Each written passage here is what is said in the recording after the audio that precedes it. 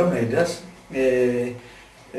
antichissimo strumento polifonico sardo, circa 3200 anni di storia accertata così a 3 canne. Questo strumento è tagliato in sol, è un punto d'organo in sol, costruito esattamente nel 2001, è uno strumento molto a cui tengo particolarmente.